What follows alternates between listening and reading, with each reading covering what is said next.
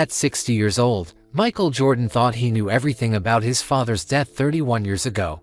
He was wrong. When an unexpected phone call from his father's long-lost best friend reveals a wooden box that James Jordan left behind, filled with letters for every milestone in Michael's life and a final secret about the night he died, the basketball legend discovers that his father's murder was far from random. What Billy Thompson has been hiding for 3 decades will not only bring the Jordan family to tears, but force Michael to make the most important decision of his life: pursue justice for his father's killers, or honor a family legacy that stretches back to his great-great-grandmother's hand-built house and a multi-million-dollar inheritance that was stolen over a century ago. The morning sun cast long shadows across Michael Jordan's kitchen table as he sat with his usual breakfast: scrambled eggs, wheat toast, and black coffee. At 60 years old, Michael had settled into routines that brought him peace. Tuesday mornings were for quiet reflection, reading the sports section, and planning his day around the Charlotte Hornets office. The house felt different these days, quieter. His children were grown with families of their own. The basketball courts that once echoed with the sounds of pickup games now stood silent in his backyard. But Michael didn't mind the quiet. It gave him time to think, to remember, to appreciate how far he'd come. His phone buzzed against the granite countertop. The caller ID showed an unknown number with a 910 area code: Wilmington, North Carolina. Michael almost didn't answer. He got plenty of calls from people claiming to know him, wanting money, or trying to sell him something. But something about this particular call felt different. "Hello," Michael said, setting down his coffee cup. "Is this Michael Jeffrey Jordan?" The voice on the other end was elderly, with a slight tremor that comes with age. There was something familiar about the accent, the way the man pronounced his middle name. "Yes, this is Michael." "Who am I speaking with?" There was a pause, like the caller was gathering courage. "My name is William Thompson. People call me Billy.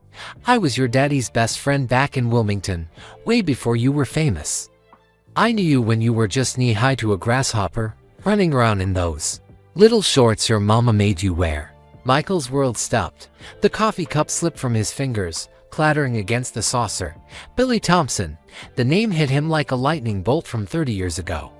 His father had talked about Billy all the time. Billy who taught him how to fix cars. Billy who stood by him when Michael's grandfather died. Billy who was like a brother to James Jordan. Billy. Michael's voice came out as barely a whisper. "My God. Where have you been? We looked for you after Dad passed. We asked everyone in Wilmington. Nobody knew where you went." Billy's voice cracked. "I know, son. I know you did. I heard about it from folks at the old garage, but I just couldn't face y'all after James died. It hurt too much. Your daddy was the best man I ever knew." Michael felt tears forming in his eyes. He hadn't cried thinking about his father in years, but hearing Billy's voice brought everything flooding back. James Jordan laughing with Billy in the garage. The two men working on cars together, their hands covered in grease, their friendship as solid as the tools they shared. "I've been carrying something for 31 years, Michael," Billy continued, his voice getting stronger. "Something your daddy made me promise to give you when the time was right. I think the time is now." Michael's heart started racing. What could his father have left with Billy? Why would he give something to his best friend instead of keeping it home? "What are you talking about, Billy? What did Dad leave with you?" "Can't tell you over the phone, son. This is something you need to see with your own eyes. Something you need to hold in your own hands. It's been weighing on my heart for 3 decades. Michael stood up and started pacing around his kitchen. His mind was spinning with questions. Billy had disappeared right after the funeral. Michael remembered his mother asking about him, remembered his siblings wondering where James's best friend had gone during their time of grief. "Billy, I need to know. What happened to you? Why did you disappear?" Billy sighed deeply. "Your daddy's death broke something in me, Michael. We were closer than brothers. We shared everything: our dreams, our fears, our hopes for our children. When those men killed him on that road," Billy's voice trailed off, "I couldn't handle being around the family. Seeing your mama's tears, hearing your little sister cry. Every time I looked at y'all, I saw James. Every time someone mentioned his name, I felt like I was drowning." Michael understood. Grief affected people differently. Some people ran toward family, and others ran away. Billy had been a runner. "But you're calling now," Michael said. "After all these years." "Why now?" "Because I've been watching you, son, from far away." "But I've been watching. I see what kind of man you became. I see how you treat people, how you never forgot where you came from. Your daddy would be so proud." Billy paused, and Michael could hear him breathing heavily. "I only learned how to use the internet last month. Been going to the library in town, having the young folks teach me. I saw that your 60th birthday is coming up next month. Something about that number 60, it made me realize I can't take this secret to my grave." Michael felt goosebumps on his arms. "What secret?" "Billy, your daddy knew things." "Michael, he saw things coming before they happened. 3 weeks before he died, he brought me something. Told me if anything ever happened to him, I should give it to you when you turned 60. He said by then, you'd be wise enough to understand what it really means." The kitchen seemed to spin around Michael. His father had known something bad might happen. James Jordan had made plans, had prepared for his own death. "Billy, I need to see you. I need to see what Dad left. Can you come to Charlotte? I'm too old to travel far, son. Been having trouble with my heart, but if you can make it down to Wilmington this weekend, I got something that belongs to you. Something that's been waiting 31 years to come home." Michael didn't hesitate. "I'll be there Saturday morning. What's your address?" Billy gave him an address on South 3rd Street. Michael wrote it down with shaking hands. "Billy, one more thing. How did you know to call me today? How did you get my number?" Billy chuckled, and for a moment he sounded like the young man Michael remembered from his childhood. "Your daddy always said you were special, even when you were little. He used to tell me, 'Billy, that boy's going to be somebody important someday. And when he is, he's going to need to know where he came from.' I figured if you were important enough to be on TV every night, you'd be important enough to have a phone number I could find." Michael laughed despite his tears. "Dad always believed in me, even when I was just playing Little League. Especially then," Billy said.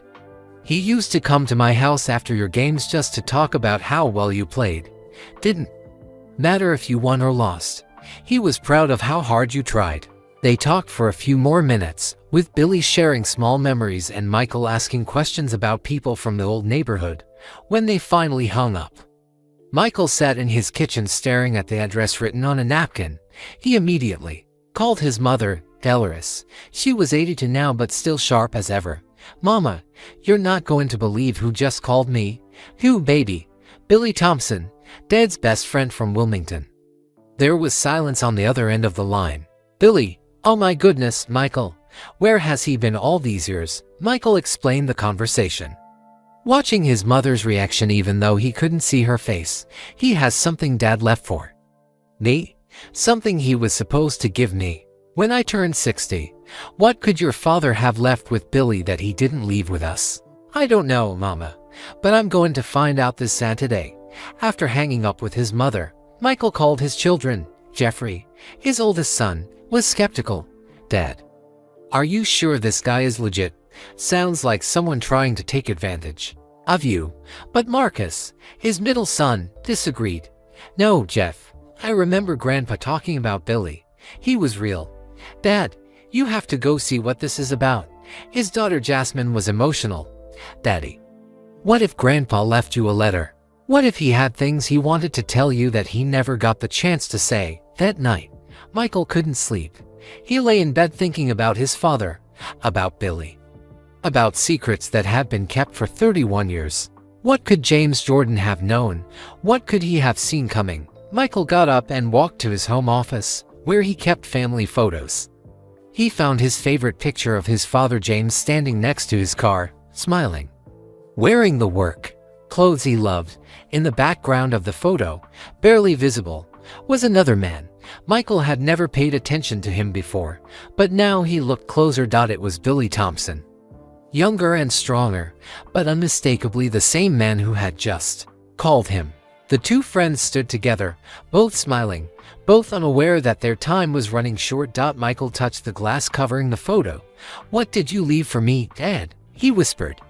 What were you trying to tell me? Saturday couldn't come fast enough. Michael woke up before sunrise, unable to sleep another minute. He had packed a small bag the night before, planning to stay overnight in Wilmington if needed. The 3-hour drive would give him time to think, to remember, to prepare for whatever Billy Thompson was going to show him. By 6 in the morning, Michael was on the road in his black SUV, heading east toward the coast. As he drove through the North Carolina countryside, memories came flooding back. This was the same route he used to take with his father to visit his grandparents when he was young.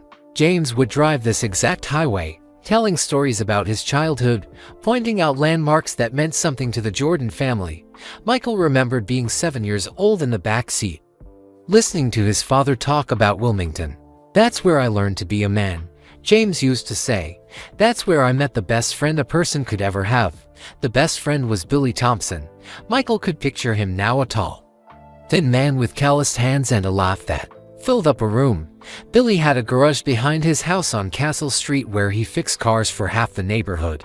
James Jordan would spend hours there after work, not because his car needed fixing, but because that's where friends went to talk about life. Michael pulled off the highway at the Wilmington exit and drove slowly through the downtown area. The city had changed a lot in 30 years. New buildings, new restaurants, new shopping centers, but some things looked exactly the same.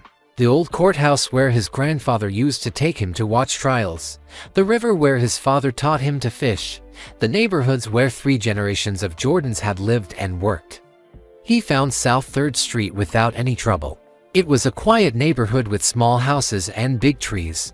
Most of the homes looked like they'd been there for 50 years or more. Kids' bicycles sat in front yards.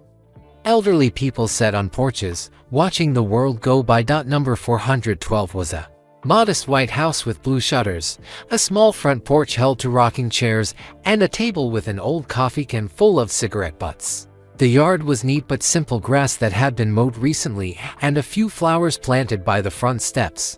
Michael sat in his car for a moment, gathering his courage. 31 years.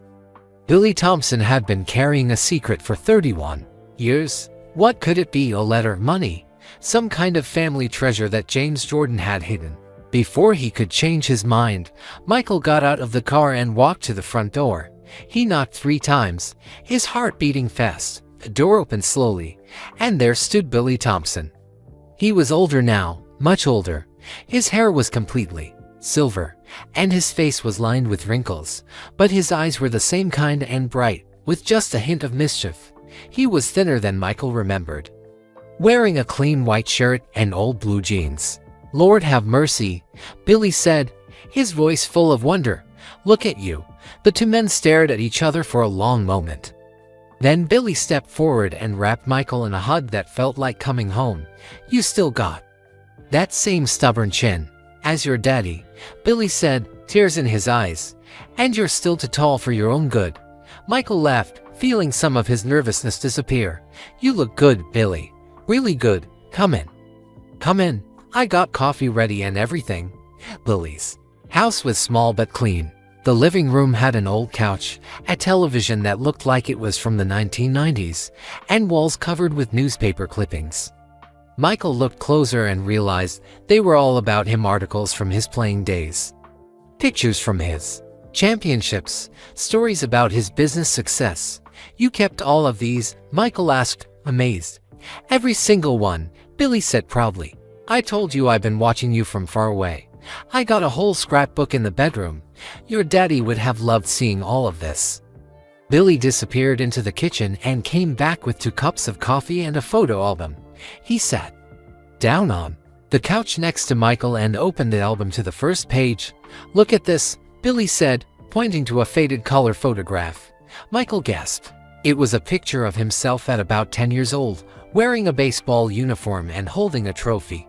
Next to him stood his father, beaming with pride. In the background, barely visible but unmistakable, was Billy Thompson, clapping his hands. "I remember this," Michael said softly. "This was when my little league team won the championship. Dad was so excited he bought ice cream for the whole team. He was so proud of you that day." Billy said, "He came to my house that night and talked for 2 hours about how well you played. Kept saying, Billy, did you see how Michael never gave up, even when we were losing? He kept trying his hardest. Billy turned the page, revealing more photos. Michael as a teenager playing high school basketball. Michael in his college uniform at North Carolina. Michael shaking hands with other players after games. In many of the photos, James Jordan was visible in the background or standing on the sidelines. Your daddy went to every game he could, Billy explained. He used to call me after each one to tell me what happened, even when you were in college. Even when you turned professional, he'd call and say, Billy, you should have seen Michael tonight. He did something amazing. Michael felt tears forming in his eyes. He had known his father was proud of him, but seeing this evidence of how much James had shared his pride with his best friend was overwhelming. He never stopped talking about you, Billy continued. All of his children, but especially you. He used to say you reminded him of his own father, stubborn, determined, never willing to quit when things got hard. Billy turned more pages, showing Michael pictures he had never seen before. His father working on cars at Billy's garage. His parents at their wedding, with Billy standing as best man. His father holding Michael as a baby, with Billy looking over his shoulder. I was there the day you were born, Billy said quietly. Your daddy called me from the hospital at 2 in the morning, said, Billy, you got to come see this baby. He's going to be special. How could he know that when I was just born? Billy smiled. Your daddy had a gift for seeing things in people. He could tell right away if someone had character, if they had fight in them, the minute he held you. He knew you were going to do great things. They spent the next hour looking through photos and listening to Billy's stories. Michael learned things about his father that he had never known. How James would work extra hours at the garage to buy Michael new sneakers for basketball. How James would drive to Billy's house after Michael's games just to replay every moment, every shot, every play. He loved all you kids, Billy said, but you were his heart, Michael. You were the son he saw himself in. He used to tell me about teaching you to shoot baskets in your backyard. Said you'd stay out there until it was too dark to see the rim. I remember that, Michael said. He'd rebound for me for hours. He told me about those times. Said those were some of the happiest moments of his life. Just him and you and a basketball. No crowds, no pressure, just a father teaching his son. Billy closed the photo album and looked directly at Michael. Your daddy was planning big things for you, son, even when you were little. He had dreams about your future, but he was also worried. Worried about what? About success changing you. About fame making you forget where you came from. About people trying to hurt you because of who you became. Michael felt a chill run down his spine. What do you mean? Hurt me? Billy stood up and walked to the window, looking out at the quiet street. Your daddy was smart about people, Michael. He could see things coming before they happened. He knew that when you became famous, there would be people who wanted to bring you down, people who couldn't stand seeing a young black man rise as high as you did. Billy turned back to Michael, his expression serious. 3 weeks before he died, your daddy came to see me. He was worried about something, said he'd been getting strange phone calls, felt like someone was following him. He asked me to promise him something. What kind of promise? Billy walked to a closet and pulled out an old wooden box. Michael recognized it immediately. His father had made it in high school shop class. The initials MJ were carved into the lid. He asked me to keep this safe, Billy said, holding the box carefully. Said if anything ever happened to him, I should give it to you when you turn 60. He said by then, you'd be wise enough to understand what it all means.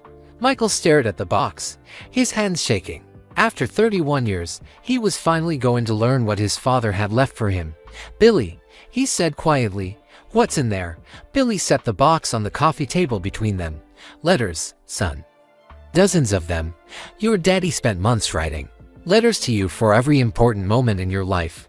Letters for your championships, your wedding, when you became a father, when you retired from basketball. Michael's heart was pounding. He wrote me letters. He wanted to make sure you'd always have his guidance, even if he couldn't be there to give it. He knew something might happen to him, Michael. He felt it in his bones. Billy's voice dropped to a whisper. And there's one more letter in there, one that explains everything about the night he died. Michael stared at the wooden box, his heart pounding so hard he could hear it in his ears. His hands trembled as he reached for the lid, then stopped. "Billy, I need to know something first. Why didn't you give this to me at the funeral? Why did you wait so long?" Billy sat down heavily in his rocking chair, suddenly looking every one of his 78 years. "Because I was scared, son. Your daddy didn't just give me this box. He told me things that night.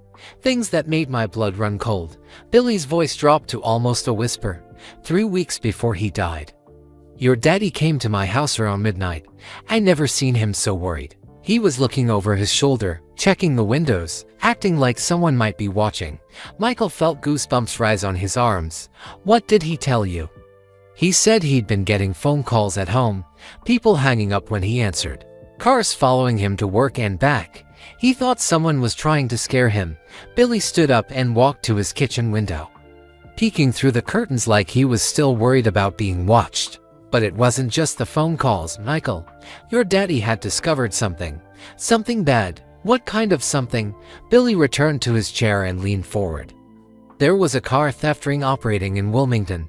Expensive cars were getting stolen and disappearing. The police couldn't figure out how the thieves were getting away with it so easy. Michael nodded, remembering news stories from the early 1990s about car thefts in eastern North Carolina. "Your daddy worked at Johnson's Auto Shop on Market Street. One day, a man brought in a car for repairs. Something about the car didn't look right to your daddy. The serial numbers had been scratched off. The paint job looked fresh. The interior was torn up like someone had ripped it apart looking for something." Billy paused, his hands shaking slightly. James started paying attention. Over the next few weeks, 3 more cars came in with the same problems.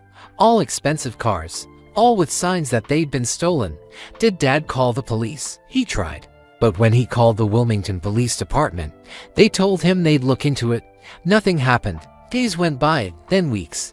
The stolen cars kept coming to the shop." Billy got up and poured himself a glass of water, his hands still trembling. "Then, your daddy got a call from Detective Ray Morrison. Ray was with the State Bureau of Investigation. He'd been tracking the car theft ring for months. He told James that someone in the local police department might be involved." Michael felt his stomach drop. Someone was helping the car thieves. That's what Detective Morrison thought. He asked your daddy to help him catch them. He wanted James to take pictures of the stolen cars, write down license plate numbers, document everything he saw. Billy sat back down and looked directly at Michael. "Your daddy agreed to help. He said it was the right thing to do, but he was scared, Michael. He knew that if the wrong people found out he was working with the police, bad things could happen." "Is that why he gave you the box?" "Yes. He brought it to me that night 3 weeks before he died. He said he had a feeling something might happen to him. He'd been having dreams about danger, feeling like time was running out." Billy reached over and touched the wooden box gently. "He spent 2 months writing those letters, son. Every night, after work, he'd come to my house and sit at my kitchen table, writing. He said he wanted to make sure you'd always have his guidance, even if he couldn't be there to give it." "What did the letters say?" "I don't know. He sealed each one in its own envelope, but I watched him write them. Sometimes he'd cry while he was writing. Sometimes he'd smile. He put his whole heart into those letters." Billy's voice broke with emotion. "He told me that if anything happened to him, I should keep the box safe until you turned 60. He said by then, you'd be old enough and wise enough to handle whatever was inside." Michael reached for the box again, then stopped. "Billy, what happened the night Dad died?" Billy took a deep breath. "Detective Morrison had called your daddy that day. He said they were close to catching the car thieves. He wanted to meet with James that night to go over the evidence they'd collected." "Where were they supposed to meet?" "At a rest stop on Highway 74, halfway between Wilmington and Charlotte. Morrison said it would be safer to meet away from town, where nobody would see them together." Michael felt tears forming in his eyes. "Highway 74 was where his father's body had been found. Your daddy called me before he left that night. He was nervous, but he said he had to do the right thing. He said he couldn't live with himself if he didn't help catch the people who were stealing cars from hardworking families." Billy wiped his own eyes with a handkerchief. That was the last time I talked to him, Michael. The next morning, I heard on the radio that James Jordan had been murdered at a rest stop. They said it was a carjacking gone wrong, but you don't think it was random? Billy shook his head firmly. I think someone found out about the meeting with Detective Morrison. I think they followed your daddy to that rest stop. I think they killed him to keep him quiet. Michael felt sick to his stomach. His father hadn't died in a random crime. He'd been murdered because he was trying to do the right thing. What happened to Detective Morrison? Billy's face grew dark. Ray Morrison died in a car accident 2 weeks later, lost control of his vehicle on a rainy night, crashed into a tree. But I always wondered if it was really an accident. The room fell silent except for the ticking of an old clock on Billy's mantelpiece. Michael stared at the wooden box, knowing that inside were letters from his father, but also dreading what the final letter might reveal. Billy, why didn't you tell the police about all this? I tried, son. I called the Wilmington Police Department the day after your daddy's funeral. I told them about the car theft ring, about Detective Morrison, about everything James had told me. What did they say? They said they'd look into it, but nothing happened. A few days later, I got a phone call at 3 in the morning. A man's voice said I should keep my mouth shut if I knew what was good for me. Billy stood up and walked to his front door, checking the lock. That's when I decided to disappear. I was scared, Michael. Scared they'd kill me too. So I moved away, changed my phone number, kept to myself for 31 years. Michael felt anger building in his chest. His father had been murdered, and the people responsible had never been caught. Worse, they'd scared Billy into silence. But why are you coming forward now? Billy smiled sadly. Because I'm old, son. I'm 78 years old. And my heart isn't good. I can't take this secret to my grave. Your daddy deserves justice, and you deserve to know the truth. Billy pointed to the wooden box. Everything you need to know is in there. The names of the people your daddy suspected, the evidence he collected, the story of what really happened. That night, Michael's hands shook as he finally lifted the lid of the box. Inside were dozens of envelopes, each one marked with a different occasion. For Michael's first championship, for Michael's wedding day, for when Michael becomes a father, for Michael's first retirement, for Michael's second retirement, and many others. At the bottom of the box was a larger envelope marked for Michael's 60th birthday, the truth about July 23, 1993. Michael picked up the first letter, dated March 15, 1993. My dearest son Michael, if you're reading this, then I'm not there to tell you these things myself. I want you to know that watching you play basketball has been the greatest joy of my life. When you scored 63 points against the Celtics in the playoffs, I cried like a baby. Not because you scored so much, but because I saw the man you were. Becoming determined, fearless, never willing to give up. That's the Jordan way, son. That's what your great-grandfather taught me, and what I tried to teach you. Michael's vision blurred with tears. His father's handwriting was exactly as he remembered, a careful, neat, full of love. Billy put a gentle hand on Michael's shoulder. Take your time, son. Those letters have been waiting 31 years for you to read them. They're not going anywhere. Michael looked up at Billy, this man who had carried such a heavy burden for so long. Thank you, he whispered. Thank you for keeping your promise to Dad. I loved your daddy like a brother. Billy said, this was the least I could do.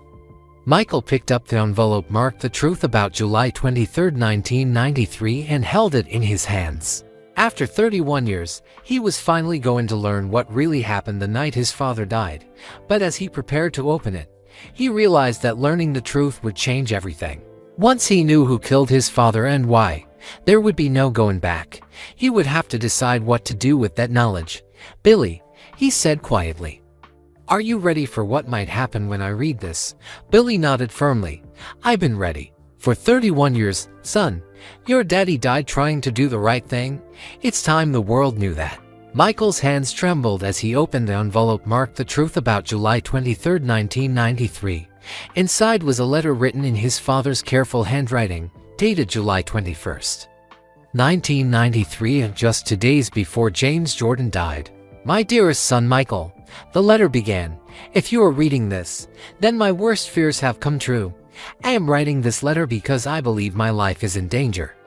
And I want you to know the truth about what happened to me. Michael's heart pounded as he continued reading. For the past 2 months, I have been helping Detective Ray Morrison investigate a car theft ring here in Wilmington. What started as me reporting suspicious cars at the auto shop has become something much bigger and more dangerous than I ever imagined. Billy moved his chair closer to Michael so he could read along. Ray discovered that the car theft ring was not just stealing cars, they were using those cars to transport drugs from Florida to New York. The stolen cars would be loaded with drugs, driven north, then abandoned or sold. It was the perfect crime because if the police found the drugs, they would blame whoever had stolen the car, not the real criminals. Michael looked up at Billy. Dad was investigating drug dealers. Keep reading, son. It gets worse. Michael continued with his father's letter, but the most shocking discovery was who was behind the operation. Ray found evidence that Lieutenant Marcus Webb of the Wilmington Police Department was the leader of the whole ring. Webb was using his position to protect the operation. When stolen cars were reported, Webb would make sure the reports disappeared. When other officers got too close to the truth, Webb would transfer them or get them fired. Michael felt sick. A police lieutenant had been running a criminal operation, and his father had gotten caught in the middle of it. Ray and I collected evidence for weeks. We took photographs of the stolen cars. We documented license plate numbers. We recorded conversations. We had enough evidence to send Webb and his partners to prison for life. The letter continued in his father's neat handwriting, but someone found out what we were doing. Last week, I started getting phone calls at home, cars following me to work. Yesterday, a man approached me at the gas station and told me I should mind my own business if I knew what was good for my family. Michael's blood ran cold. Someone had threatened his father, had threatened their family. Ray wanted to call off the investigation. He said it was too dangerous, but I couldn't do it. Michael, these criminals were stealing cars from hardworking people, selling drugs that were destroying families. I had to do what was right, even if it meant putting myself at risk. Billy pointed to the next paragraph. This is the part that broke my heart. I know that helping Ray might cost me my life, but I also know that I raised you to always do the right thing. No matter how hard it might be, I cannot teach you to have courage and then show cowardice myself. If something happens to me, I want you to know that I died trying to protect our community. Michael wiped tears from his eyes as he continued reading. Tomorrow night, July 22nd, Ray and I are meeting at the rest stop on Highway 70 to finalize our evidence. We plan to turn everything over to the FBI on July 24th. Ray says the FBI has been investigating police corruption in eastern North Carolina, and our evidence will help them build their case. Michael's hands shook as he read the next lines.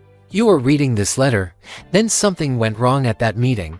I want you to know that I was not the victim of a random crime. I was murdered by people who wanted to stop me from exposing the truth. Billy squeezed Michael's shoulder. Your daddy knew exactly what he was walking into. The letter continued. In this box, you will find copies of all the evidence Ray and I collected. Photographs of stolen cars, license plate numbers, names of people involved in the operation, a list of police officers who Webb was paying to keep quiet. Everything you need to make sure these criminals face justice. Michael looked in the box and found a manila envelope marked evidence. Inside were dozens of photographs showing cars with scratched-off serial numbers, handwritten notes with names and dates, and photocopies of police reports that had been marked case closed when they should have been investigated further. But Michael, the letter continued, I need you to promise me something. Do not try to get revenge. Do not let anger and hatred consume your heart. Instead, use this evidence to make sure justice is served through the proper legal system. Contact the FBI. Work with honest police officers. Do this the right way, the way I taught you to handle problems, with intelligence, patience, and determination. Michael found another envelope marked FBI contact information. Inside was a business card for FBI agents Sarah Chen and Charlotte, along with a note in his father's handwriting. Agent Chen is investigating police corruption in North Carolina. Ray Morrison said she can be trusted. The letter was nearly finished I want you to know that I am not afraid to die if it means protecting the people I love. My greatest fear has never been death, it has been the thought that I might not live to see you achieve all the great things I know you will accomplish. But I have already seen enough to make me the proudest father in the world. I have watched you grow from a determined little boy shooting baskets in our backyard into a man who never gives up, who treats people with respect, who remembers where he came from. You are everything I dreamed you would become. Michael could barely see through his tears as he read the final paragraph. If I die tomorrow night, know that my last thoughts will be of you and our family. Know that I lived long enough to see my son become a champion, not just in basketball, but in life. Know that I died trying to do what I taught you to do, stand up for what is right, even when it is dangerous. I love you more than basketball, more than life itself. Make me proud, son, but more importantly, make yourself proud. Your father always, James or Jordan. Michael set the letter down and buried his face in his hands. For 31 years, he had believed his father died in a random carjacking. Now he knew the truth. James Jordan had been murdered by corrupt police officers because he was trying to protect his community. Billy handed Michael a tissue and waited quietly while he processed everything he had just learned. There's more in the envelope, Billy said gently. Michael found a second sheet of paper, a list of names written in his father's handwriting. Lieutenant Marcus Webb, leader of Operation, Officer Donald Price Webb's partner, Officer Kenneth Hayes, provided protection. Tommy Richardson, local drug dealer Carlos Martinez, car theft specialist Jerome Williams, transport coordinator. Next to each name, his father had written notes about their role in the criminal operation. Your daddy was thorough, Billy said. He documented everything. Michael found one more item in the envelope, a small tape recorder with a cassette tape inside. What's this? Your daddy recorded some conversations. He wore a wire during his last meeting with Ray Morrison. He wanted to make sure there was proof of everything they discussed. Michael stared at the tape recorder. His father's voice was on that tape, recorded just days before he died. Billy, did anyone else know about this evidence? Just me and your daddy, and Detective Morrison. But he died 2 weeks later. What happened to the people on this list? Were they ever arrested? Billy shook his head sadly. Lieutenant Webb retired quietly 6 months after your daddy died. Moved to Florida. The others scattered to different jobs, different cities. As far as I know, none of them ever faced justice. Michael felt anger building in his chest. The people who killed his father had gotten away with it. They had lived free lives while his family grieved for 31 years. But they're all still alive, Billy continued. I checked on the internet at the library. Webb is living in Tampa. Price owns a security company in Raleigh. Hayes works for a private investigation firm in Virginia. Michael looked at all the evidence spread across Billy's coffee table. After 3 decades, he finally had the tools to get justice for his father, but he also understood the weight of what that would mean. Billy, if I take this to the FBI, if I try to reopen this case, these people might come after me. They might come after my family. Billy met his eyes steadily. That's possible, son. But your daddy faced the same choice 31 years ago. He chose to do what was right, even though it was dangerous. Michael picked up his father's letter and read the final lines again. Stand up for what is right, even when it is dangerous. What do you think I should do? Billy smiled for the first time since Michael had arrived. I think you should do exactly what your daddy would do. I think you should make sure these criminals finally face justice. And I think you should do it the smart way, with the FBI and with lawyers, with the full power of the legal system behind you. Michael carefully placed all the evidence back in the envelope. After 31 years of wondering, he finally knew the truth about his father's death.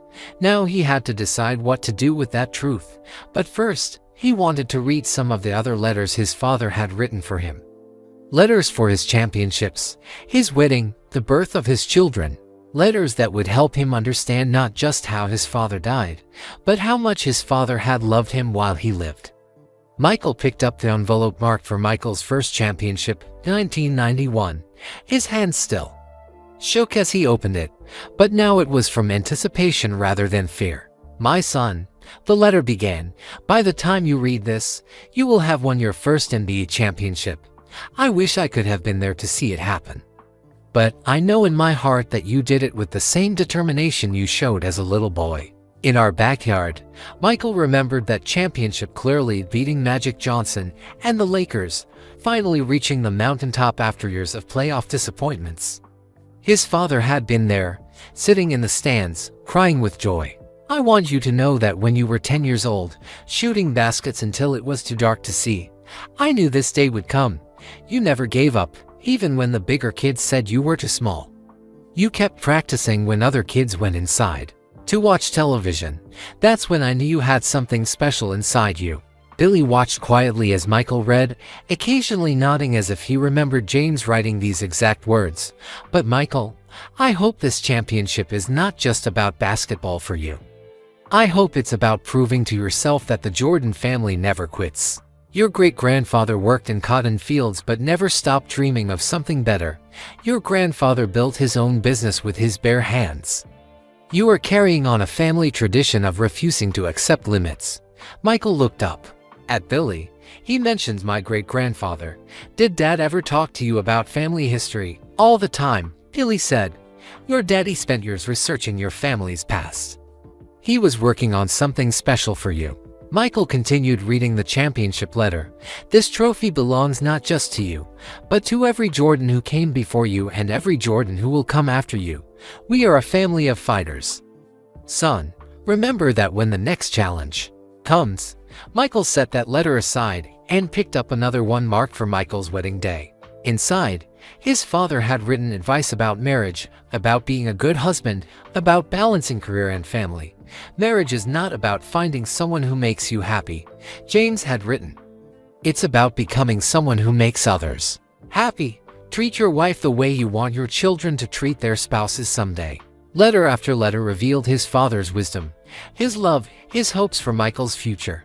There was a letter for the birth of each of his children, filled with specific advice about being a father. "For when Jeffrey is born" contained this passage. "The day you become a father, you will understand how much I love you. You will hold that baby and realize that you would do anything, sacrifice anything, to protect him. That's how I feel about you every single day." Michael wiped tears from his eyes as he read letter after letter. His father had thought of everything. Letters for his retirements from basketball, letters for business successes, even letters for difficult times. One envelope was marked for "when you doubt yourself." Inside, James had written, "There will be days when you wonder if you're good enough, smart enough, strong enough. On those days, remember that you come from people who survived slavery, who built businesses from nothing, who never accepted failure as final.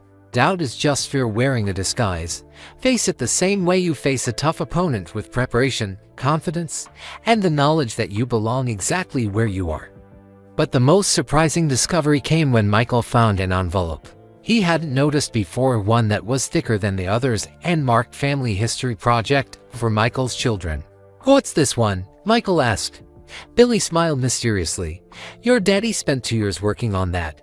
He said he wanted to make sure your children knew where they came from."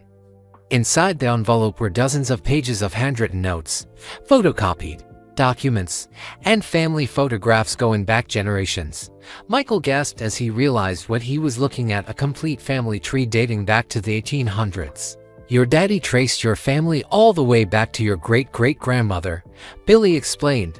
"He drove all over North Carolina, visiting courthouses, talking to elderly relatives, collecting stories." Michael found a page titled "The Story of Sarah Jordan, born 1847, died 1924. Below it was a photograph of a strong-faced woman standing in front of a wooden house. "Sarah Jordan was your great-great-grandmother," Billy said. "According to your daddy's research, she was born into slavery but became a landowner after the Civil War.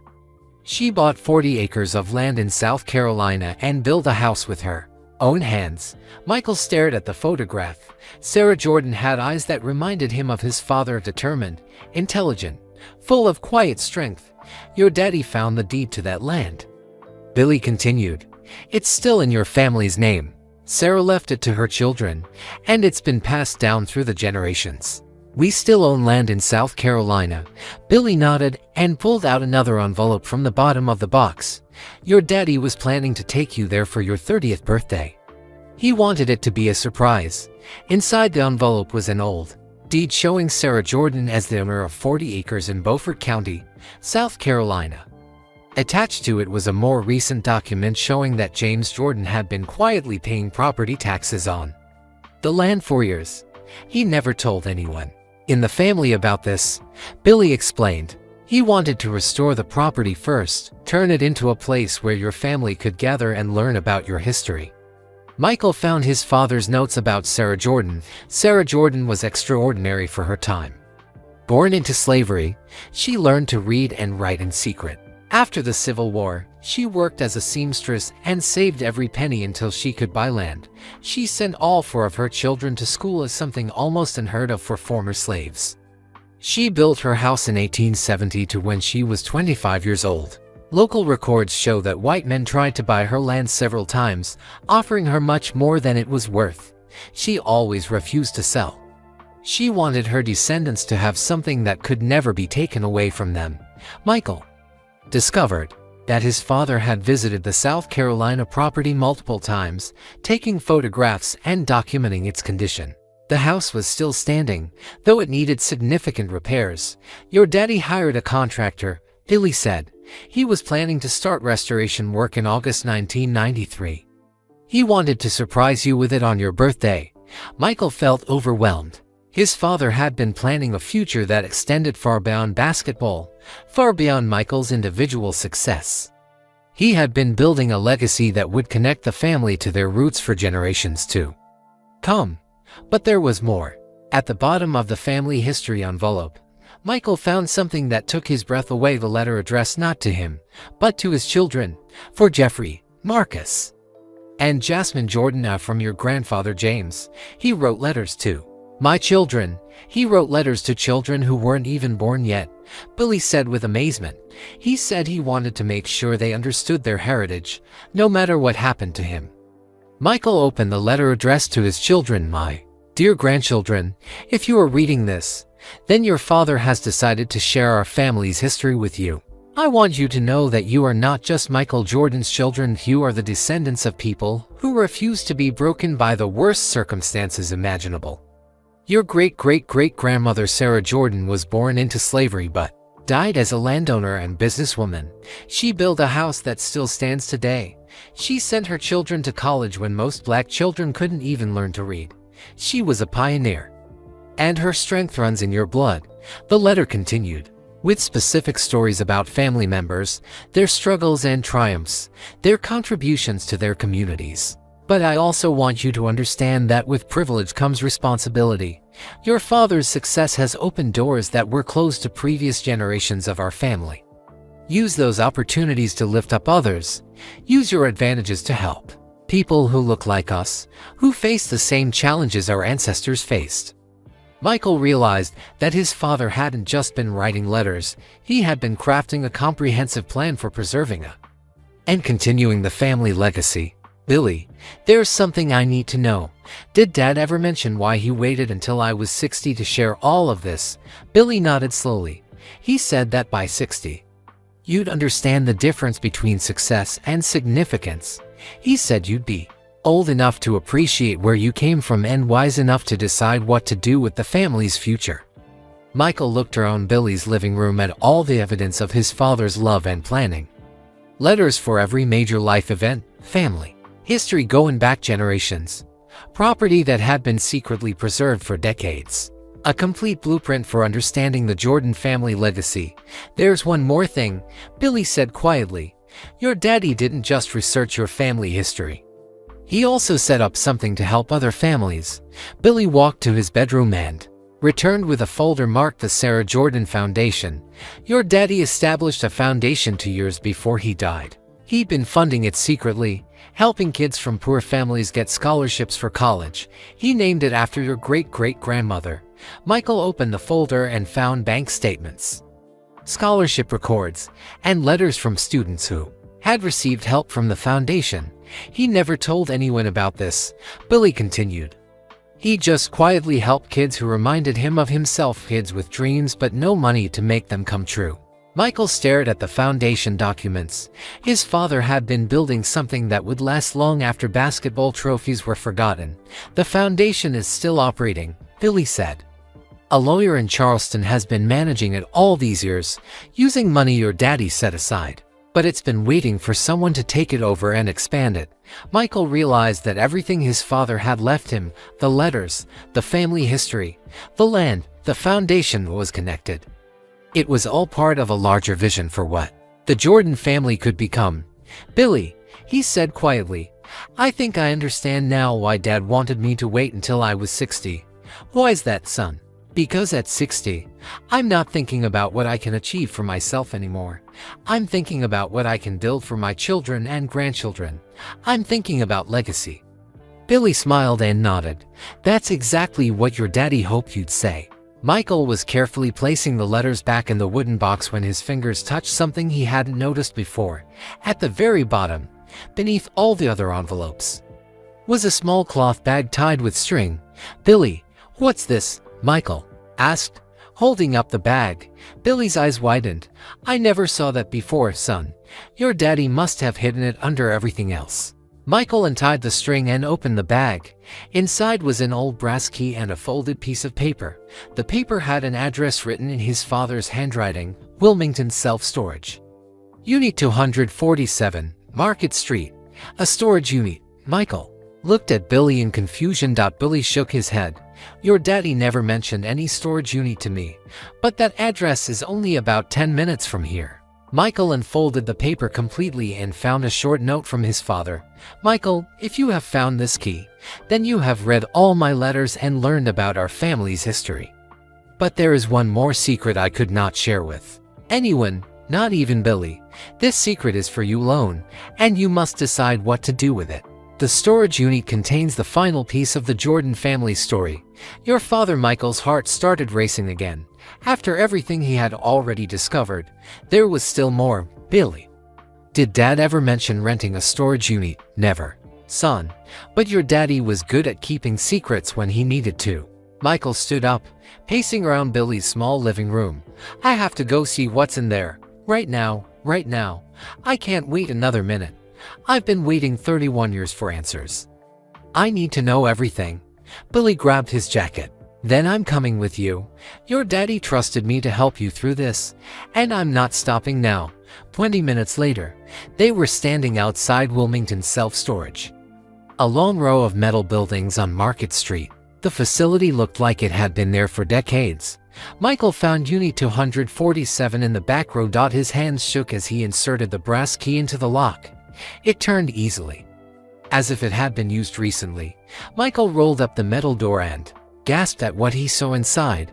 The storage unit was filled with boxes, but not just any boxes. These were bankers' boxes, labeled and organized, stacked neatly from floor to ceiling. Each box had a label written in his father's careful handwriting, Family Research 1850 to 1900. Property documents, business records, correspondence, and dozens of others. But what caught Michael's attention immediately was a large wooden desk in the center of the unit, with papers spread across its surface as if someone had been working there recently. My God, Billy whispered. How long was your daddy coming here? Michael walked to the desk and found a calendar from 1993. Several dates were circled in red ink, including July 23rd, the day his father died. On the desk was an open folder labeled The Complete Truth. Inside were documents that made Michael's knees buckle.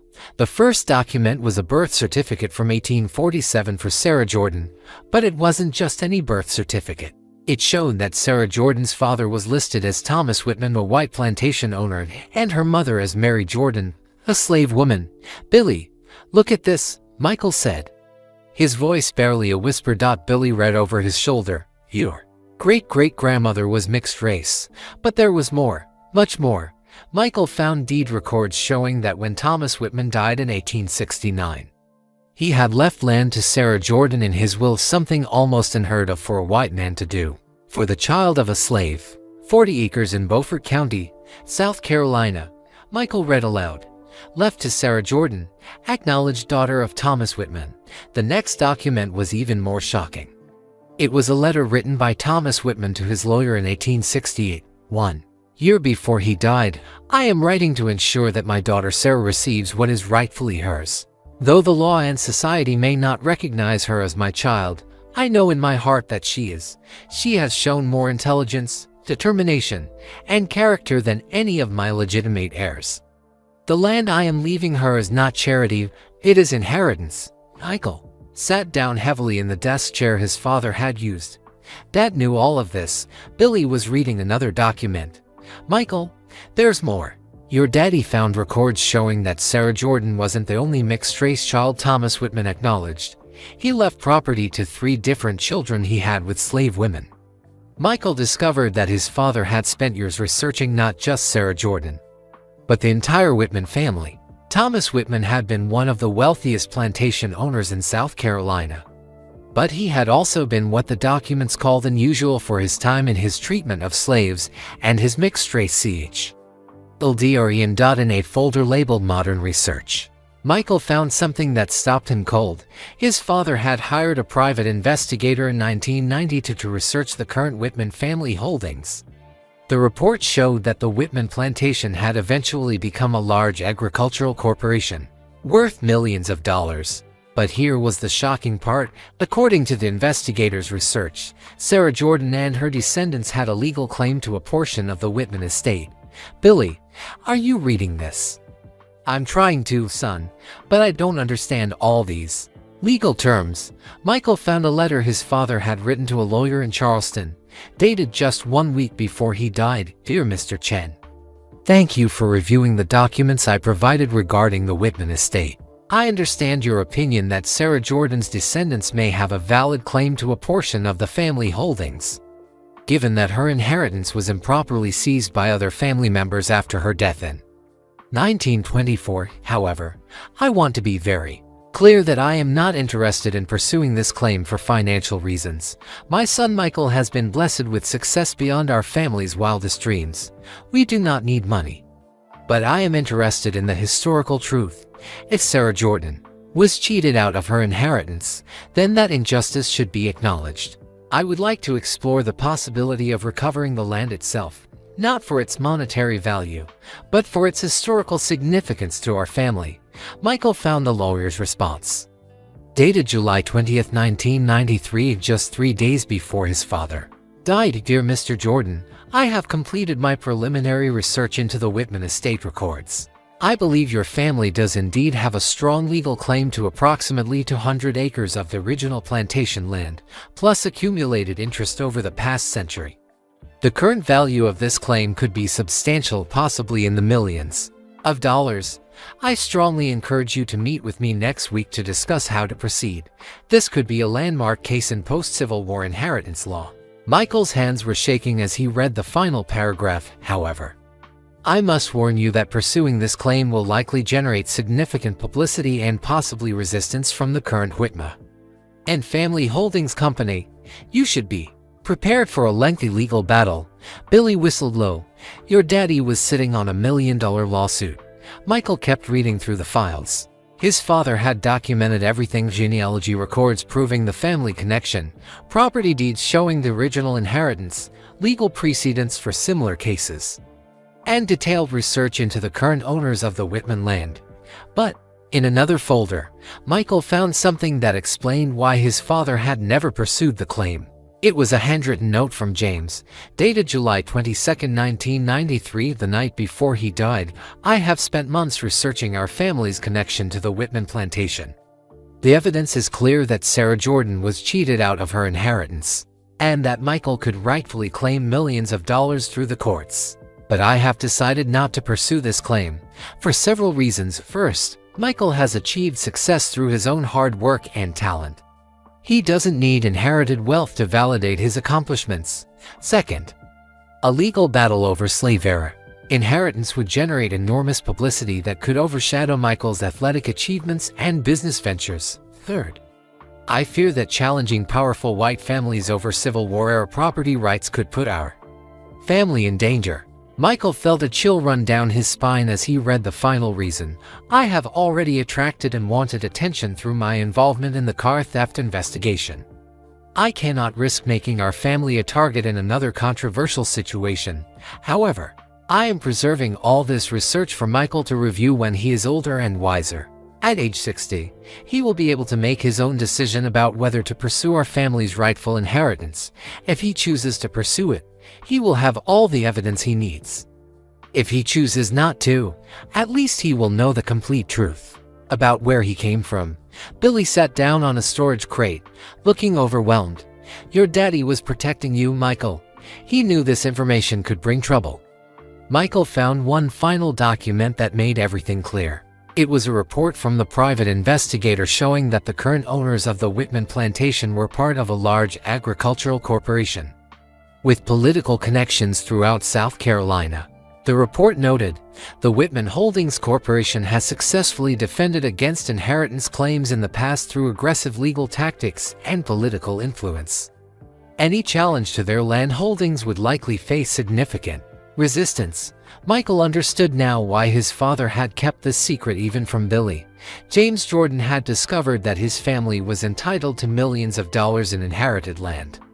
But he had also realized that claiming it could put them in danger. So what are you going to do, son? Billy asked quietly.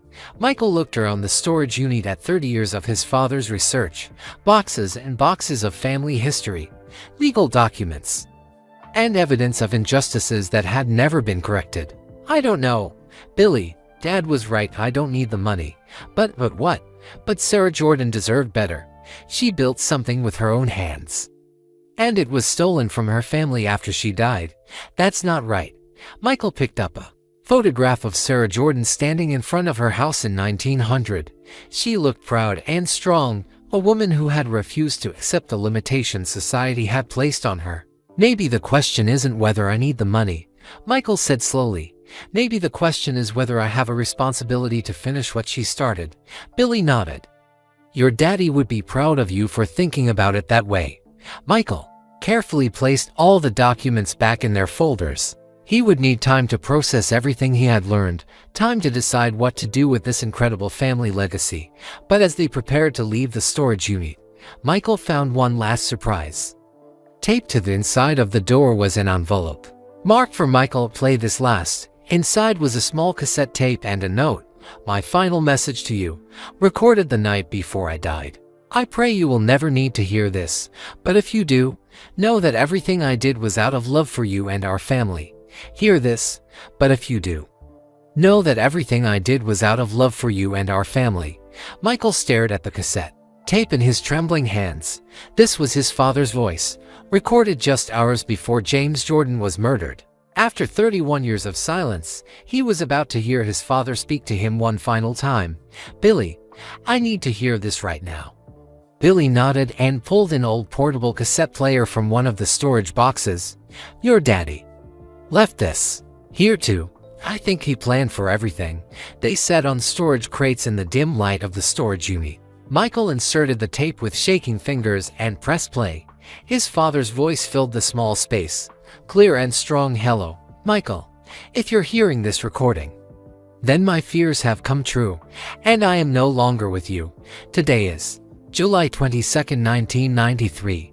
Tomorrow night, I am meeting with Detective Morrison to finalize our evidence against the car theft ring.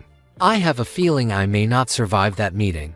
Michael closed his eyes, hearing his father's voice for the first time in over 3 decades. I want you to know that I am not afraid of dying. What scares me is the thought of leaving you without all the guidance I wanted to give you. That's why I wrote all those letters, son. That's why I spent so much time researching our family history. James paused on the recording, and Michael could hear him take a deep breath. By now, you have learned the truth about how I died. You know that I was murdered because I tried to do the right thing. I hope this knowledge doesn't fill you with hatred, Michael. Hatred is poison that hurts the person carrying it more than anyone else. Billy reached over and squeezed Michael's shoulder as they listened. You have also learned about our family's History about Sarah Jordan, about the land in South Carolina, about the inheritance that was stolen from our family. I discovered all of this just months before my death. And I have wrestled with what to do about it. Michael leaned forward, hanging on every word. The lawyers tell me we could claim millions of dollars through the courts. The evidence is strong.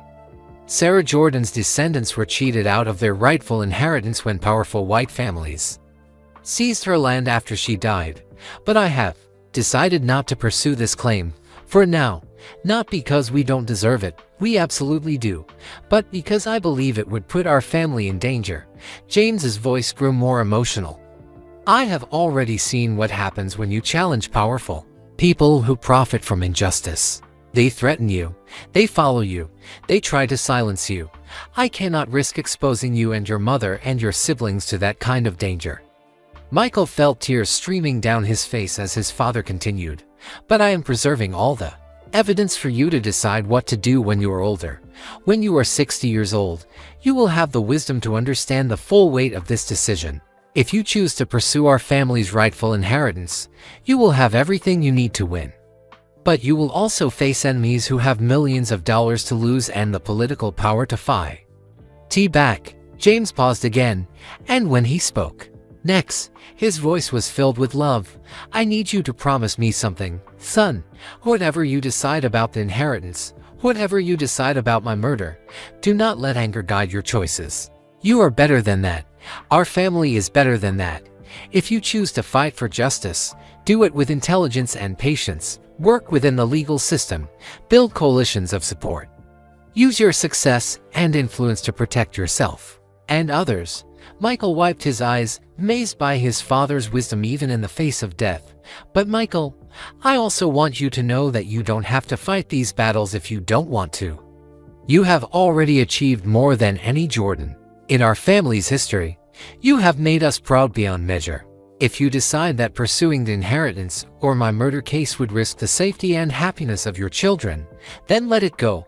Sarah Jordan built her legacy through her descendants' success, not through land ownership. You have already fulfilled her dreams in ways she never could have imagined. Billy was crying now too, remembering his friend's courage and wisdom. I want to tell you about the night you scored 63 points against the Celtics, James continued on the tape. I was there in the stands, and when you made that last shot, I looked around at all those people cheering for you, black people, white people, young people, old people, and I realized something. You had done something I never thought possible. You had made people forget about race, forget about their differences, and just appreciate greatness. In that moment, you were not a black basketball player or a white basketball player. You were just the best basketball player in the world. Michael remembered that game, remembered seeing his father in the crowd, but he had never known how deeply it had affected James. That's when I knew you were destined for something bigger than basketball, son. You have the power to bring people together, to inspire them to be better than they thought they could be. That's a gift that goes far beyond anything we could inherit. From old plantation land, James's voice grew stronger as he continued. So if you do decide to pursue our family's legal claims, don't do it just for money or revenge. Do it because you believe it will make the world more just, more fair for other families who have been cheated out of their inheritance. And if you decide not to pursue these claims, use your influence to help people in other ways. Build schools, create scholarships, invest in communities that remind you of where we came from. The recording continued with James sharing specific memories of Michael's childhood, stories about teaching him to drive, advice about being a father, and expressions of love that Michael had never heard before. I want you to know that every choice I made as your father was guided by one simple principle. I wanted to raise a son who would make the world better, not just more successful. You have already done that, Michael. You have already made me prouder than any father has a right to be. Everything else, the inheritance, the justice for my murder, the family legacy, those are just details. As the recording neared its end, James's voice became softer, more intimate. I wish I could be there to see you become a grandfather, too. Watch you teach your grandchildren to shoot baskets the way I taught you.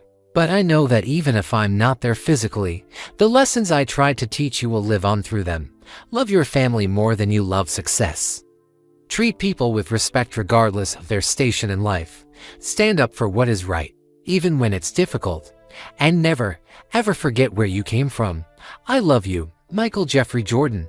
I loved you when you were a skinny kid who couldn't make his high school basketball team. I loved you when you became the greatest basketball player in the world. And I will love you long after my voice stops speaking on this tape. The recording ended with James saying, "Now go make your old man proud, son, but more importantly, make yourself proud." Michael and Billy sat in silence for several minutes after the tape stopped playing. The storage unit felt sacred now, filled with the presence of a man who had loved his family enough to face death rather than compromise his principles. "Billy," Michael finally said, "I think I understand now what Dad wanted me to learn from all of this." "What's that, son?" "It's not about the money or the land or even getting justice for his murder. It's about choosing what kind of man I want to be when facing impossible decisions." Billy nodded slowly. "Your daddy knew you'd figure that out. He always said you were the smartest of his children, not just the most talented." Michael stood up and looked around the storage unit one final time. 31 years of his father's love, research, and planning surrounded him. Letters for every major life event, evidence of historical injustices, proof of criminal conspiracies, a roadmap for restoring the family's rightful inheritance. But most importantly, he had his father's final gift, the wisdom to choose justice over revenge, progress over profit, and love over hatred. "I know what I need to do," Michael said quietly. "What's that?" "I need to go to South Carolina. I need to see Sarah Jordan's house with my own eyes. And then I need to decide not just what my father would want me to do, but what Sarah Jordan would want me to do."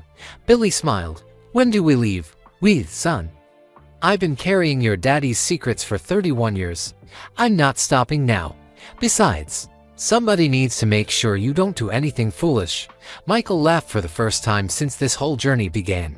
"Okay, Billy. Let's go see what our great-great-grandmother built with her own hands."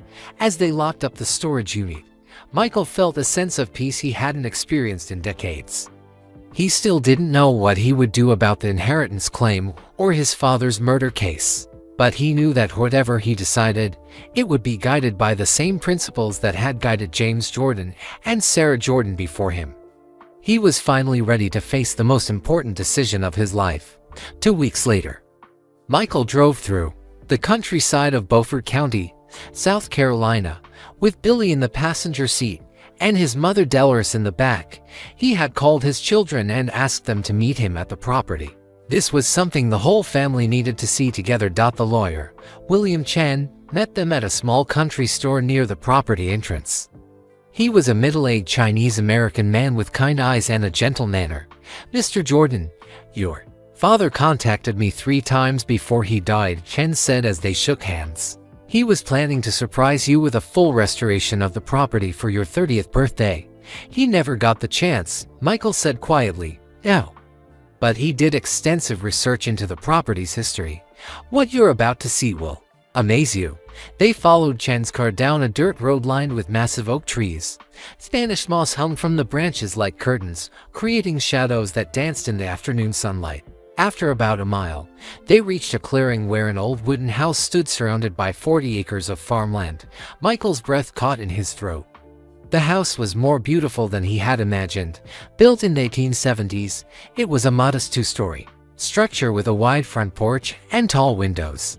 The wood was weathered but solid, the roof intact despite decades of neglect. Sarah Jordan built this house herself in 1872, Chen explained as they got out of their cars. She was 25 years old and had just bought the land with money she saved from working as a seamstress. Michael's children arrived shortly after: Jeffrey, Marcus, and Jasmine, along with several of his grandchildren. They gathered on the front porch as Chen told them the story. "Your great-great-grandmother was extraordinary for her time. Born into slavery, she learned to read and write in secret. After the Civil War, she worked 16 hours a day to save money for this land." Little James, Michael's 6-year-old grandson, tugged on his grandfather's pants. "Grandpa Mike, did she really build this whole house by herself?" Michael knelt down to his grandson's level. "She did, little man. She built it with her own hands because she wanted her children to have something that could never be taken away from them." Chen unlocked the front door and led them inside. The house was remarkably preserved.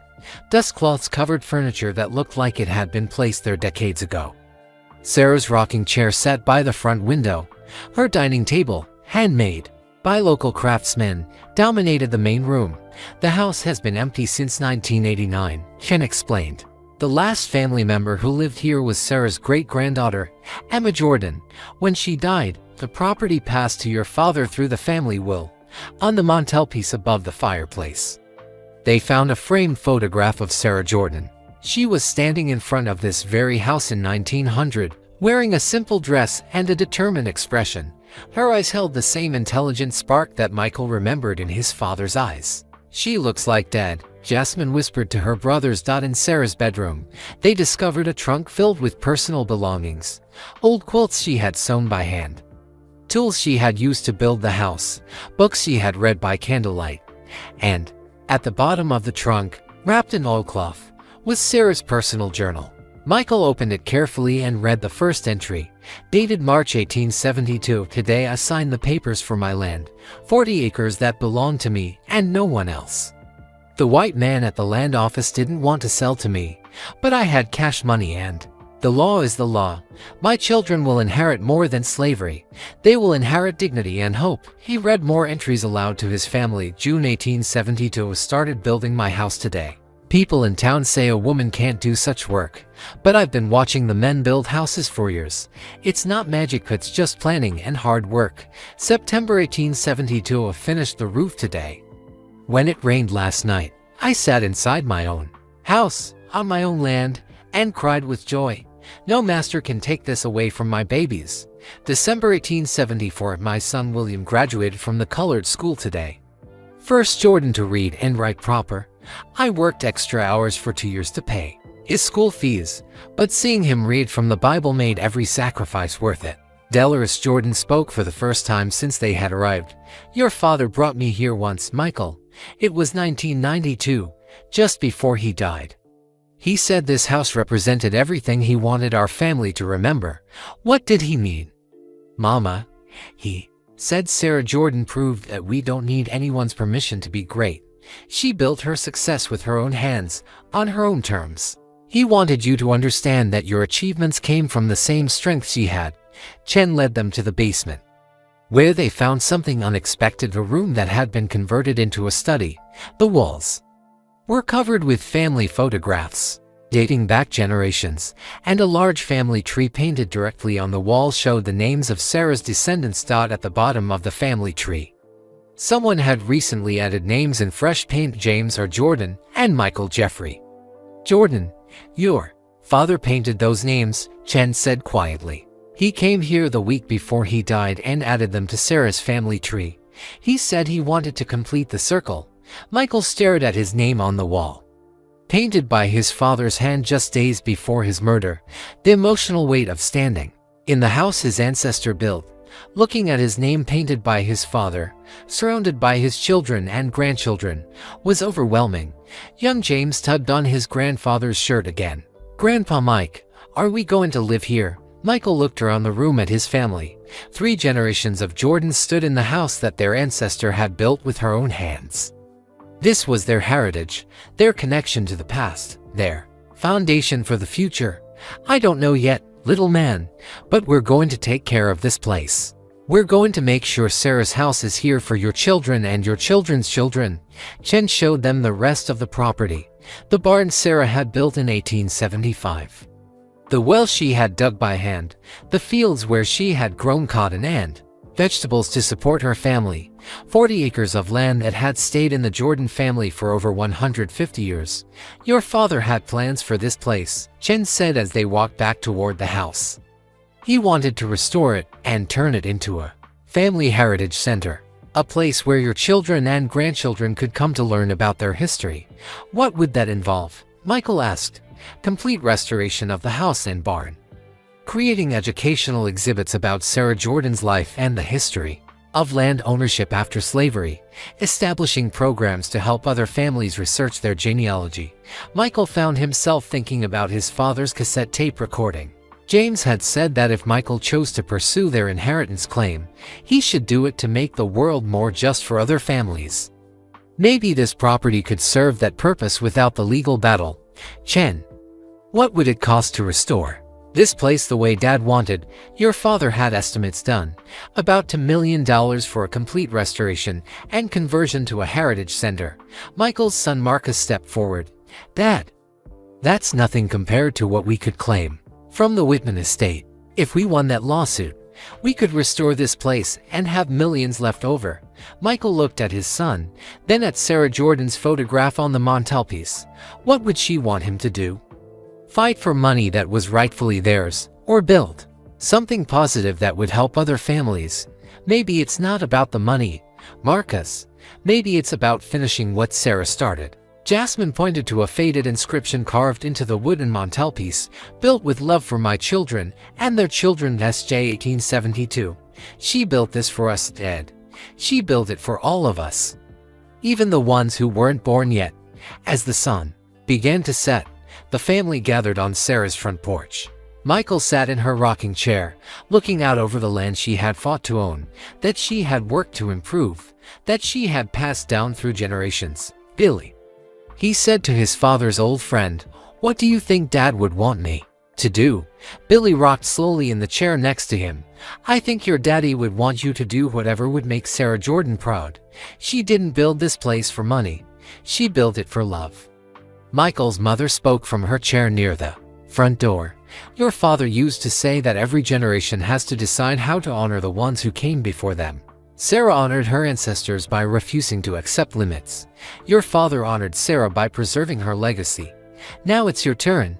Michael looked around at his family, his children, his grandchildren, his mother, and Billy, for generations connected by love, by sacrifice, by the determination to build something lasting. As night fell over Sarah Jordan's 40 acres, Michael began to understand what his father had really left him.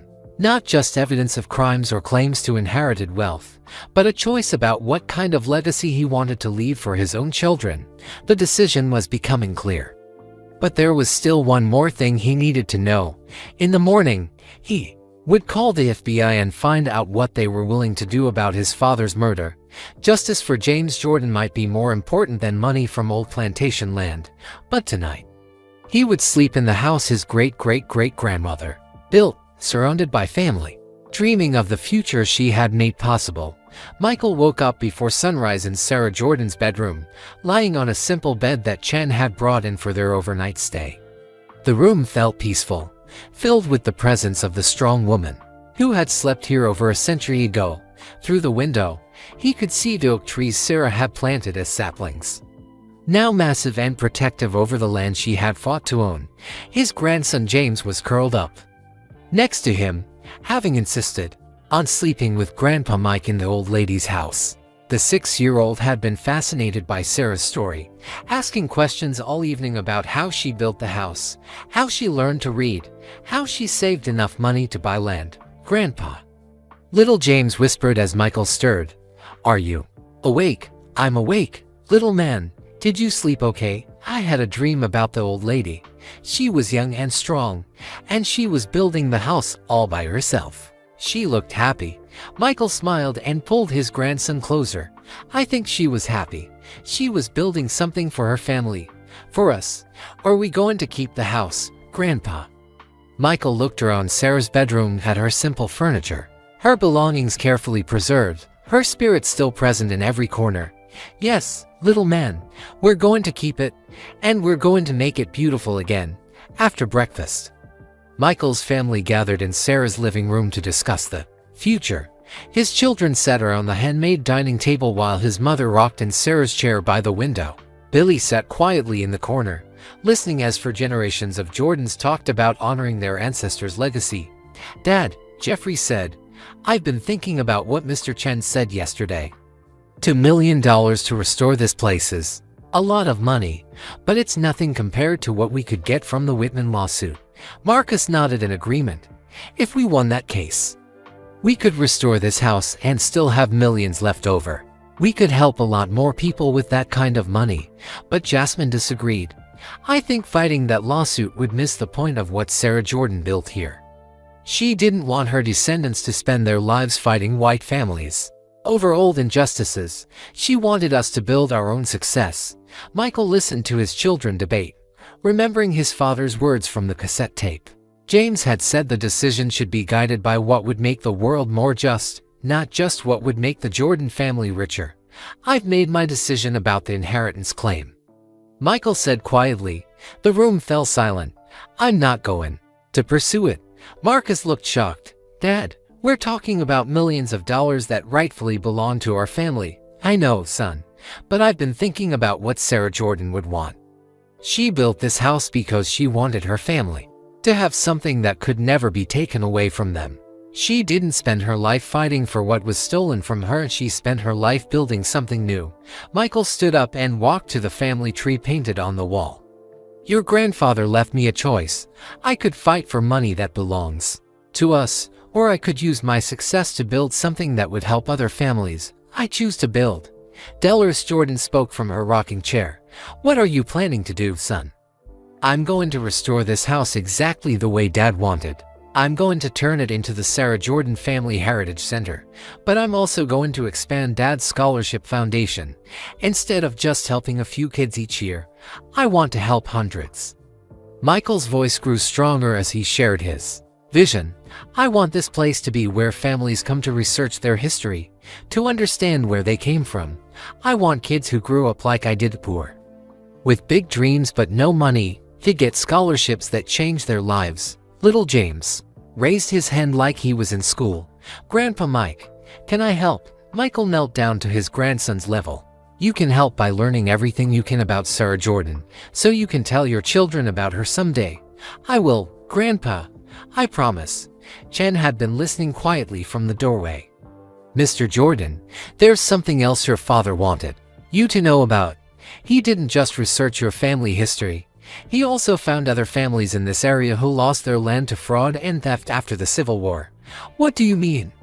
Your father documented dozens of cases where black families were cheated out of property they had legally purchased. Most of these families never knew they had legal claims because the paperwork was hidden or destroyed. Chen pulled out a folder from his briefcase. Your father believed that if you chose not to pursue your own inheritance claim, you might want to help these other families pursue theirs, families who don't have your resources or influence. Michael looked through the folder. It contained case after case of families whose land had been stolen through legal tricks, forged documents, and corrupt court decisions. Some of these cases are still winnable, Chen continued. With the right legal support, some of these families could recover land that was stolen from their ancestors generations ago. Michael felt his heart racing. This was exactly what his father had been talking about, using his success to make the world more just for other families. How many families are we talking about? At least 50 in South Carolina alone. Your father believed there might be hundreds across the South. Marcus leaned forward with interest. Dad, this could be huge. We could help these families get back millions of dollars in stolen land. And we could do it without making ourselves targets. Jasmine added, we'd be helping others, not claiming something for ourselves. Michael looked around at his family, all of them excited about the possibility of helping other families recover their stolen heritage. Billy, what do you think Dad would say about this? Billy smiled and nodded slowly. I think your daddy would say this is exactly what Sarah Jordan would want. She fought for her own family's land, but she also helped other freed slaves learn to read and write. She understood that lifting up your community lifts up your family. That afternoon, Michael made the phone call he had been preparing for since he learned the truth about his father's murder. He dialed the number for FBI agent Sarah Chen in Charlotte. Agent Chen, my name is Michael Jordan. I believe you worked with my father, James Jordan, in 1993. There was a pause on the other end of the line. Mr. Jordan, I've been waiting for this call for 31 years. You have. Your father was supposed to meet with me on July 24, 1993, the day after he was murdered. He was going to give me evidence about a police corruption ring in Wilmington. When he died, that evidence disappeared. Michael felt his heart pounding. Agent Chen, I have that evidence. Another pause. Mr. Jordan, I need to see you immediately. Can you come to Charlotte tomorrow? I'll be there. After hanging up, Michael felt a sense of peace he hadn't experienced in decades. He was finally going to get justice for his father's murder. The men who had killed James Jordan were going to face consequences for their crimes. But more importantly, he was going to honor his father's legacy in the way James had always hoped. By building something positive, something that would help other families, something that would last for generations. That evening, as the family prepared to leave Sarah's house, Michael walked through each room one final time. In Sarah's bedroom, he found her journal open to an entry from 1895. Today my grandson asked me why I work so hard to improve this land when I could just live comfortably on what I have already built. I told him that we are not just building for ourselves, we are building for people we will never meet, children who are not yet born, futures we cannot imagine. That is what love looks like when it becomes action. Michael understood now what his father had been trying to teach him. Success wasn't just about individual achievement, it was about using that achievement to create opportunities for others. Legacy wasn't just about preserving the past, it was about building a better future. As they drove away from Sarah's house, little James looked back through the rear window. Grandpa Mike, when will we come back? Soon. Little man, very soon. We're going to make this place beautiful again, and then we're going to invite other families to come learn about their history too. Will you tell them about Sarah Jordan? I'll tell them about Sarah Jordan, and about your great-grandfather James, and about how families can stay strong even when bad things happen to them. Michael looked in his rearview mirror at the house growing smaller in the distance. Tomorrow, he would start the process of getting justice for his father's murder. Next week he would begin restoring Sarah's house. Next month he would launch the expanded scholarship program. But tonight, he was simply a grandfather driving home with his family, carrying forward a legacy of love, determination, and the unshakable belief that every generation has the power to make the world better for the ones who come after them.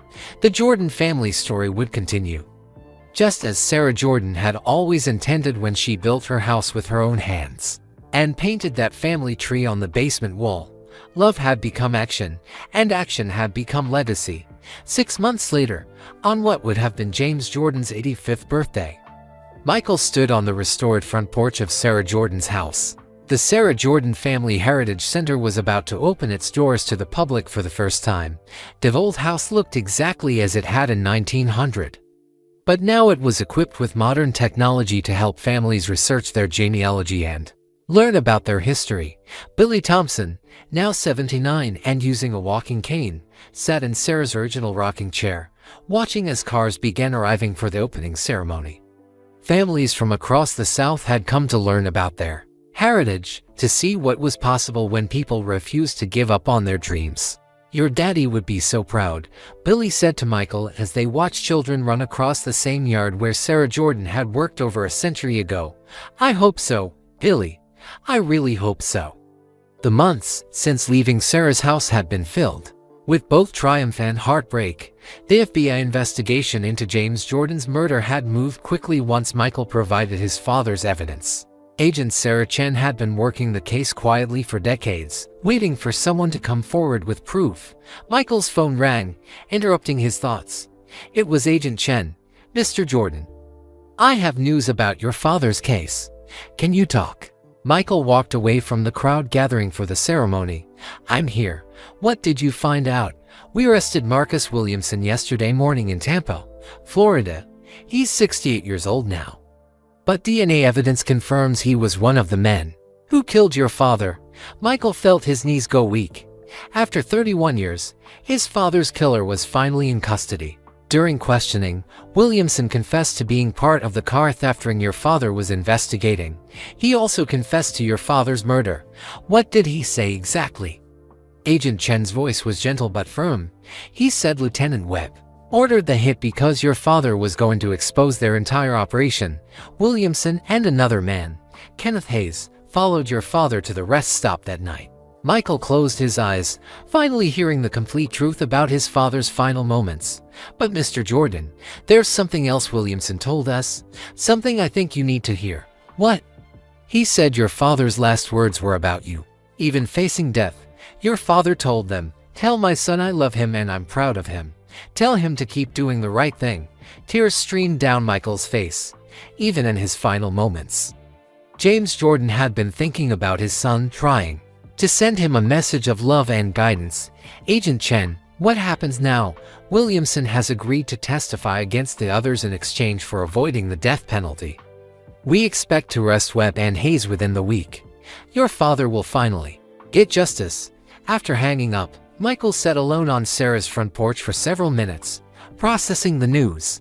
His father's killers would finally face consequences for their crimes. The car theft ring that had operated with police protection would be exposed. Justice would be served, but more importantly, Michael now knew that his father's final thoughts had been of love, not fear. James Jordan had died as he had lived, thinking about his family, encouraging them to do what was right. Billy appeared beside him, having sensed that something important had happened. Good news or bad news, son? Good news. They caught Dad's killer. He confessed to everything. Billy sat down heavily in his chair, tears in his eyes. 31 years I've been waiting to hear those words. Billy, the killer said Dad's last words were about me. He told them to tell me he loved me and was proud of me. Billy nodded slowly. That sounds exactly like something your daddy would say. Even facing death, he was trying to take care of you. The opening ceremony began an hour later.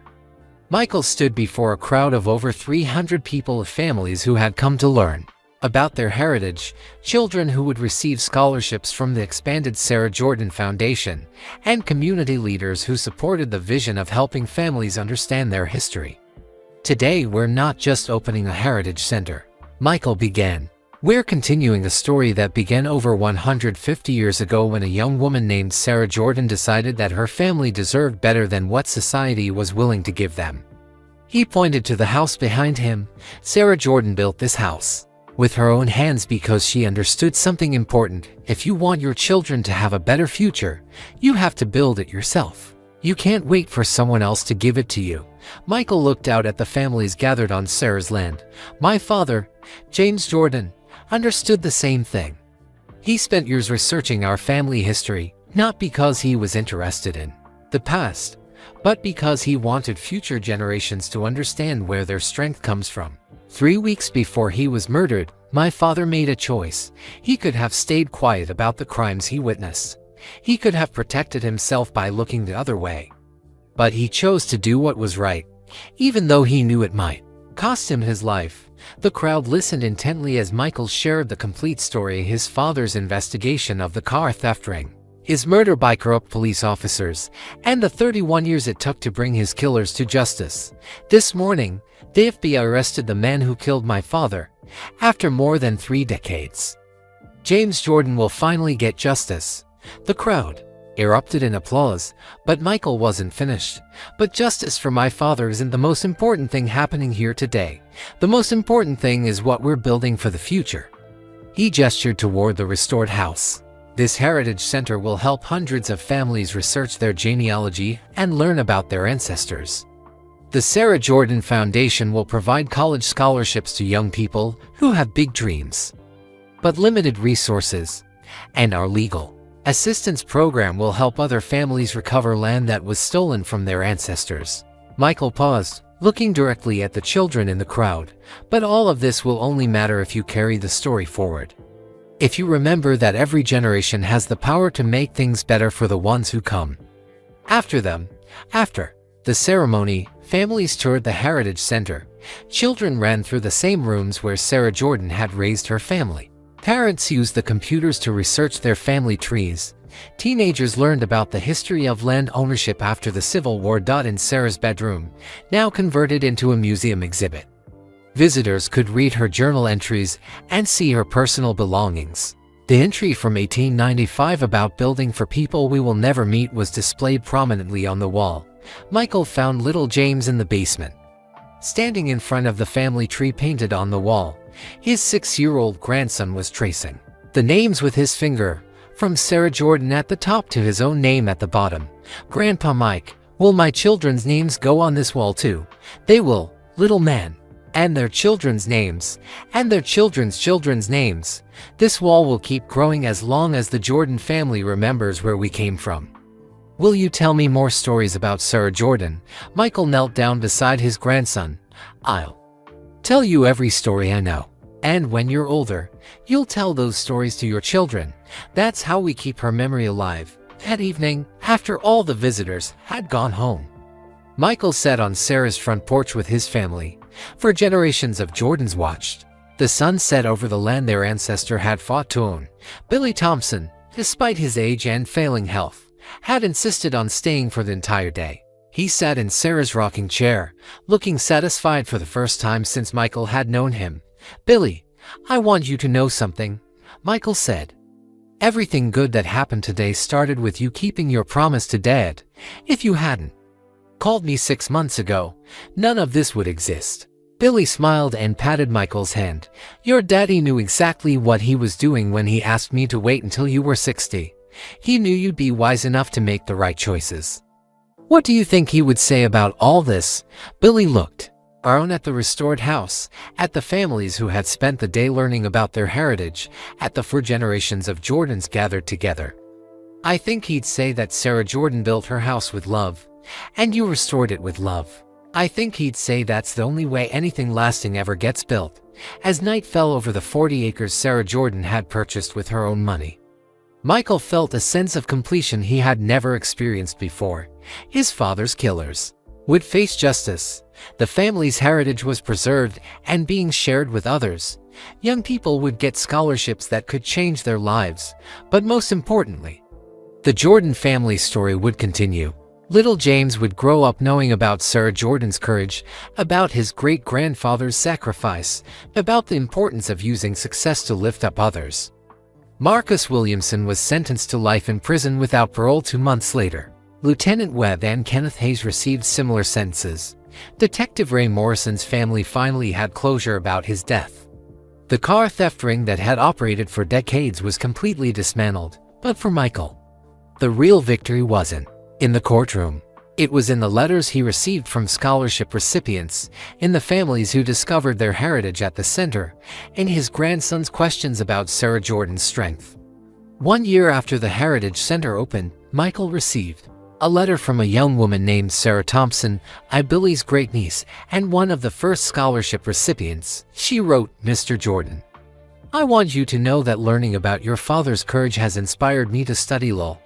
I want to help families recover land that was stolen from their ancestors, just like you're doing. Your father's story taught me that heroes aren't just people who achieve great things, they're people who choose to do the right thing when it matters most." Michael framed the letter and hung it in Sarah Jordan's house, next to the family tree, where his father had painted his name just days before his death. The story ended not with revenge or inherited wealth, but with the understanding that true legacy comes from love transformed into action. Sarah Jordan had built a house that sheltered her family for generations. James Jordan had preserved that legacy and taught his son to use success for good. Michael Jordan had restored the house and expanded the legacy to help others. And little James Jordan, now 7 years old, could recite Sarah Jordan's story by heart and understood that someday it would be his turn to carry the family's values forward to children not yet born. The Jordan family had learned that the greatest inheritance isn't money or land, it's the knowledge that you come from people who refused to be broken, who built something lasting with their own hands, and who understood that true success means lifting others up. On quiet evenings, when Michael sat in Sarah's rocking chair watching the sunset over her 40 acres, he could almost hear his father's voice carried on the wind. "You made me proud, son. But more importantly, you made yourself proud. We'd love to know where you're listening from. Drop a comment below and tell us your city or country. It's amazing to connect with viewers from all around the world. If this story touched your heart, please give this video a thumbs up and subscribe to our channel for more inspiring, emotionally engaging stories like this one. We share real-life tales of family, legacy, courage, and the power of doing what's right even when it's difficult. And don't forget to share this video with your friends and family. Stories like these remind us all about the importance of preserving family history, standing up for justice, and using our success to lift others up. Sometimes a simple share can spread kindness and awareness to someone who really needs to hear these messages. Thank you for joining us on this incredible journey with the Jordan family. Until next time, remember that every family has a story worth telling, and every generation has the power to make the world better for those who come after them.